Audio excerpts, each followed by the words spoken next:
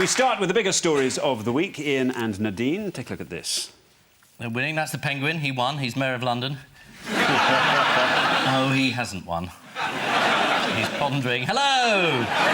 There's the Penguin. Oh, off with the jacket. Is that the reaffirmation of marriage vows? It is! Who was the bride? Nick. Oh. Well, we know what happens to the bride on her wedding night, don't we?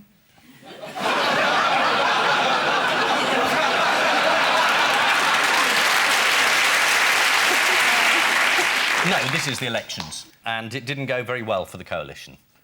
And the reason it didn't go very well is because Nadine attacked the Prime Minister. Nothing to do with the Lords reform being one of our main policies when the country's in recession. Yeah, absolutely, totally my fault, completely down to me. Excuse me, Miss Nadine, you say that it was your fault, yet your tone does not convince me. Yeah, you took a drubbing, didn't you, Nadine? Good result for Labour. How many seats did they gain? 740 823. We saw Professor Pongu there in Edinburgh. He beat the Lib Dem candidate. He did. The Penguin got more votes. 74 more votes than the Lib Dem. But I think that's because he was wearing black tie.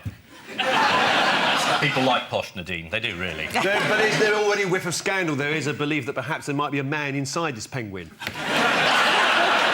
Meanwhile, Boris Johnson narrowly won a second term in London. How did Boris respond when asked whether he had ambitions to become Prime Minister? You know. Well,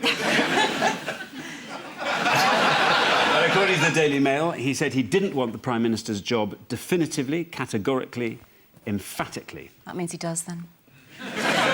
But would you object to Boris as Tory leader? Because he's quite posh. I have nothing against where he was educated.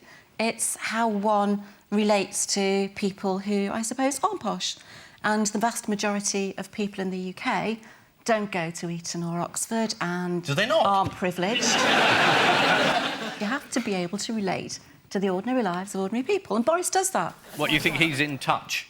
Well, I know he's in touch with a lot of the electorate. That's why he's got a bike. So here's Boris celebrating his victory. Every inch the statesman. There he is.